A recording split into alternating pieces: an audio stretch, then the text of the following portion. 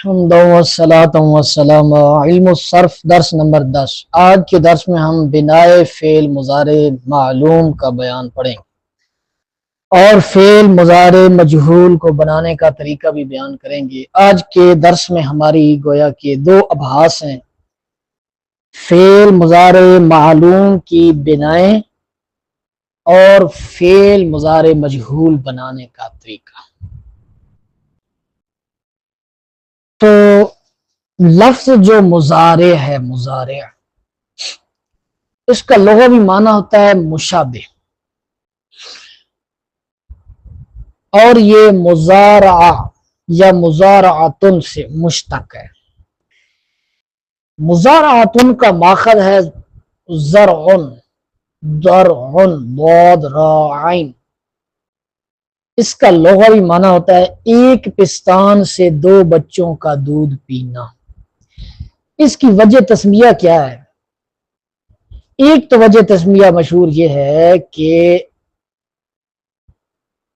مضارع کے اندر دو زمانے پائے جاتے ہیں، اس مناسبت سے اس کو مضارع کہا جاتا ہے۔ مضارع کی اصطلاحی تعریف مختصر صرفی یہ ہے، وہ کلمہ جس کا صیغہ زمانہ حال اور استقبال دونوں پر دلالت کرے، اس میں دونوں پر دلالت کرنے کی صلاحیت موجود ہو۔ پھر آگے وہ اگلی بات ہے کہ کہاں کس صورت میں کب یہ مستقبل کا معنی دے گا اور کہاں کس صورت میں کب یہ حال کا معنی دے گا۔ تو جناب والا فعل مضارع کے جیسا کہ آپ جانتے ہیں 14 صیغے ہیں، 14۔ ان میں سے ہر ایک کی بنا ہم آپ کے سامنے بیان کریں گے کہ ہر ایک صیغہ کیسے بنا ہے۔ اس سے پہلے ہم ضمیر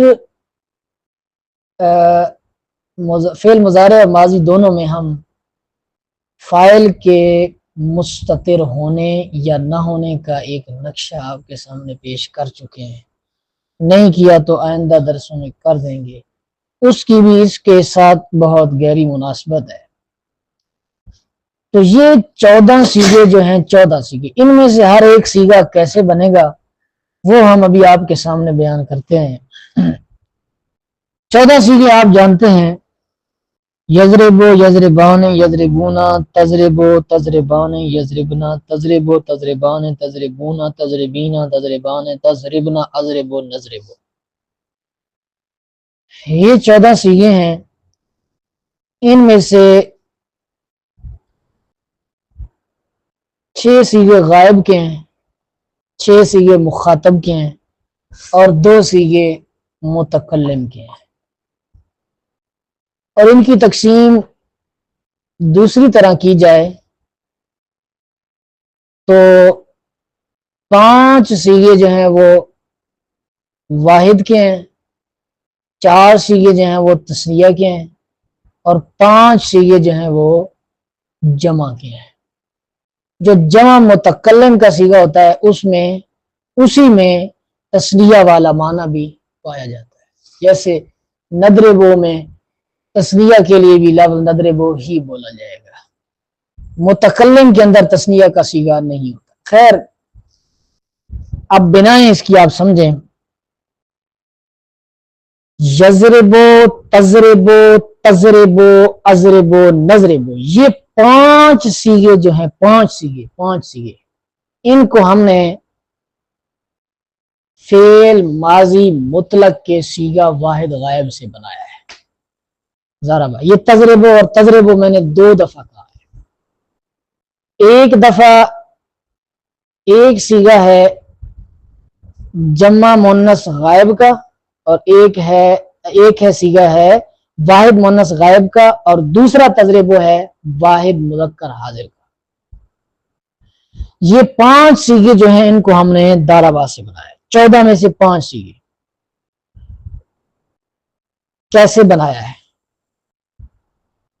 اس طرح کے حروف عتین میں سے ایک ایک حرف فا کلمہ کے سکون کے ساتھ اس کے شروع میں لائے اور آخر کے ماقبل کو کسرہ دیا اور ضمہ اعرابی اس کے آخر میں لائے تو داربا سے یدربو، داربا سے تدربو، داربا سے تدربو، داربا سے ادربو، داربا سے ندربو ہو گیا۔ حروف عتین کون سے ہوتے ہیں؟ حروف عتین الف تا یا نون، یہ 4 حروف کا مجموعہ ہے۔ یہ علامت مضارع کے طور پر استعمال ہوتے ہیں، علامت مضارع کے طور پر استعمال ہوتے ہیں، یہ مضارع کے شروع میں آتے ہیں۔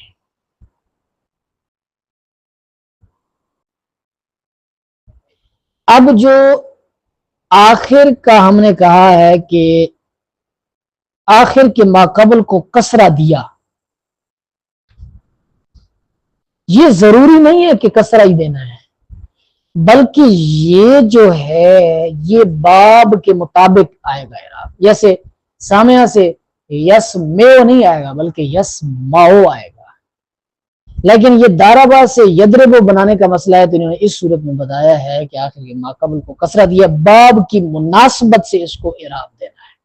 جو اصل چیز ہے وہ اصل چیز کیا ہے؟ وہ علامت مضارع کا لگانا، یعنی حروف عتین کا لگانا اور فا کلمہ، حرف فا کلمہ کو سکون دینا۔ اس کو ساکن کیا کیوں جاتا ہے؟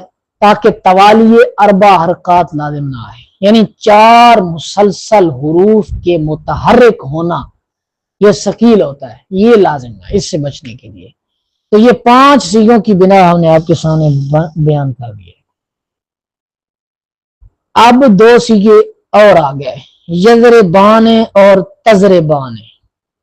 یضربان تثنیہ مذکر غائب اور تضربان تثنیہ مؤنث غائب، یہ 2 صیغے، ان کو ہم نے یضربو سے بنایا۔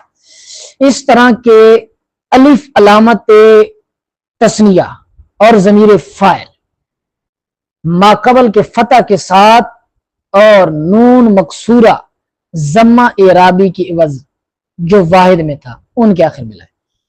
ایک تو ہم نے اس میں الف کا اضافہ کیا را کے بعد، با کے بعد، جو کہ تثنیہ کی علامت بھی ہے اور ضمیر فاعل بھی ہے، اور اس کے بعد نون مکسور کا اضافہ کیا جو عوض میں آیا ہے، جو واحد کے اندر با پر ضمہ تھا اس کے عوض میں یہ آیا ہے۔ تو یضربو سے یضربان ہو گیا، اور اسی طرح یضربو سے تضربان ہو گیا۔ اب آپ سوچ رہے ہوں گے کہ یضربو سے تضربان کیسے ہو گیا؟ تو یضربو سے تضربان ایسے ہو گیا کہ یا کو تا سے بدل دینا ہے۔ کیوں بدل دینا ہے؟ کہ یہاں پر علامت تانیث بھی تا ہے،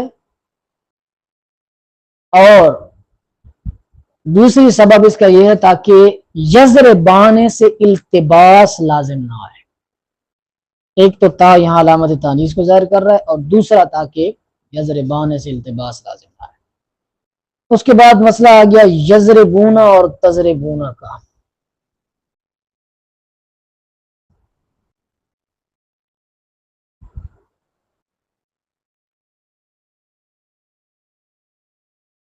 یضربونا اور تضربونا کو بھی یضربو سے بنایا۔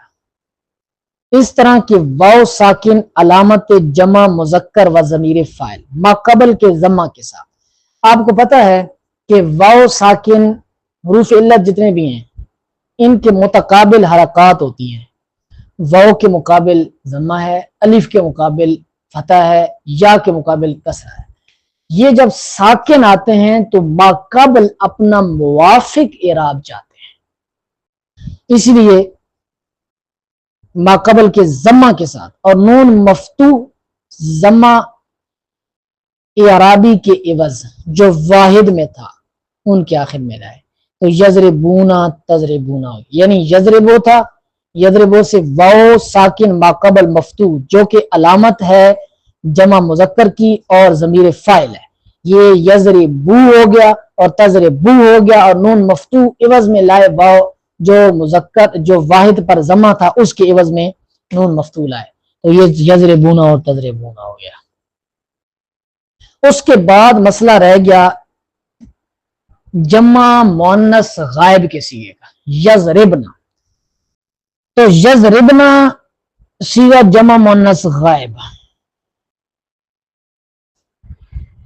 یضربنا صیغہ جمع مؤنث غائب کو ہم نے تضربو سے بنایا، اس طرح کہ تا کو یا سے تبدیل کیا جو کہ غائب کے لیے اصل ہے۔ اس میں تھوڑی سی پیچیدہ بات ہے، فی الحال آپ یہ سمجھیں تا کو یا سے بدلا، پھر آخر پر نون مفتوحہ علامت جمع مؤنث غائب اور ضمیر فاعل ما قبل کے سکون کے ساتھ لائے تو یضربو تضربو سے یضربنا ہو گیا۔ دیکھو تضربو سے پہلے تضربنا ہوا، تضربنا، پھر توالی اربع حرکات سے بچنے کے لیے ہم نے با کو سکون دے دیا تو تضربنا سے یضربنا، تضربو سے یضربنا اور یضربنا سے یضربنا ہو گیا۔ اب یہاں ایک سوال پیدا ہوتا ہے کہ یہاں آپ تا کو آپ نے یا میں تبدیل کیوں کیا؟ اس کے دو جواب ہیں۔ ایک تو یہ جواب ہے کہ غائب کے اندر اصل جو ہے وہ یا ہے، غائب کے اندر اصل یا ہے، اس لیے ہم یہاں اس کو اپنی اصل پر لوٹا لائے، کیونکہ تضربو اور تضربانے میں ہم نے تا سے تانیث کو ظاہر کرنا تھا، لیکن اب یہاں پر تانیث کو ظاہر کرنے کے لیے ہمارے پاس نون موجود ہے، لہذا وہ ہمارا سبب ختم ہو گیا، وہ ہماری علت ختم ہو گئی، اس وجہ سے ہم اس کو اپنی اصل پر لوٹا لائے۔ دوسری بات کہ وہاں تضربو اور تضربانے میں التباس کا اندیشہ تھا کہ وہ یضربو اور یضربانے کے ساتھ ملتبس ہو سکتے تھے، کہ وہاں بھی یضربو، وہاں بھی یضربو، وہاں بھی یضربانے اور یہاں بھی یضربانے، اس وجہ سے ہم نے اس کو یا سے تا کیا تھا۔ لیکن یہاں پر التباس کا اندیشہ نہیں ہے، کیونکہ اوپر یضربونا ہے اور نیچے یضربنا ہے۔ ٹھیک ہو گیا، یہ ہو گیا ہمارا یضربنا۔ اس کے بعد جناب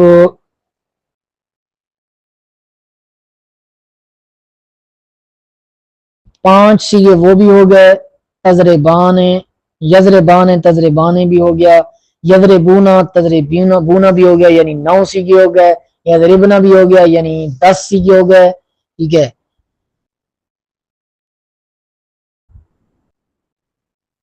اب ہمارے صیغے رہ گئے ہیں باقی،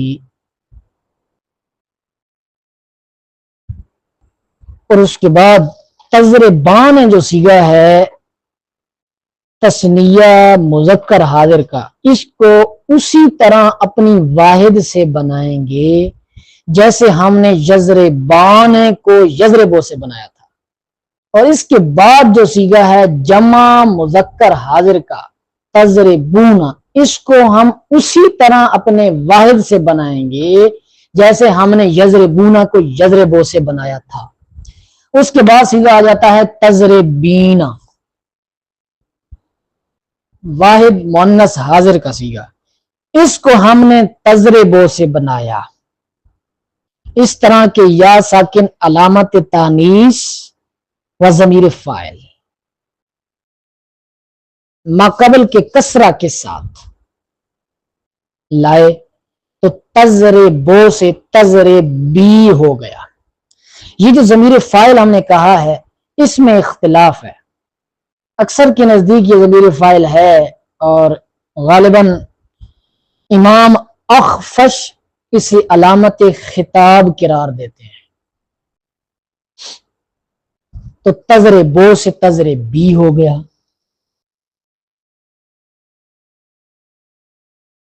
اور نون کے اور ضمیر فاعل ماقبل کی فتح کے ساتھ لائے اور نون کے فتح کو کسرہ سے بدل دیا تو تضربان ہو گیا۔ آ جائیں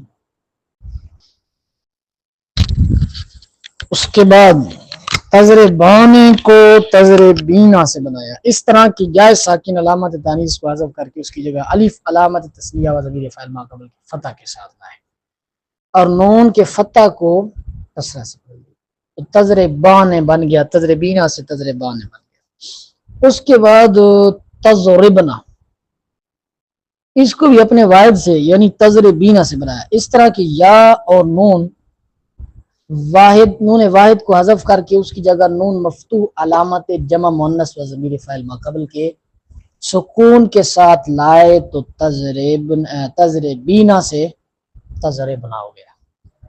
یہ ہو گئیں بناہائے مضارع۔ مضارع کی بنائیں 14 کے 14 سیغے ہم نے آپ کو بیان کر دی ہیں۔ اس کے بعد مسئلہ ہے فعل مضارع کو مجہول بنانے کا۔ تو جناب والا فعل مضارع مجہول بنانے کے لیے چھوٹا سا قاعدہ ہے، تمام ابواب کے فعل مضارع مجہول کو اپنے باب کے فعل مضارع معلوم سے بناتے ہیں، یعنی یضربو کو یضربو سے بنانا ہے، ینصرو کو ینصرو سے بنانا ہے، یکرمو کو یکرمو سے بنانا ہے وغیرہ۔ اس طرح کے حرف اول کو ضمہ دے کر پہلے اگر پہلے ضمہ نہ ہو تو، اگر پہلے ہی ضمہ ہو، اصل تو پہلے ضمہ ہو ہی نہیں سکتا، ہاں چند ابواب کے علاوہ، جیسے یکرمو میں پہلے ہی ضمہ ہے، یضربو میں ضمہ نہیں ہے تو یہاں دیں گے، اور آخر کے ماقبل کو فتح دیں۔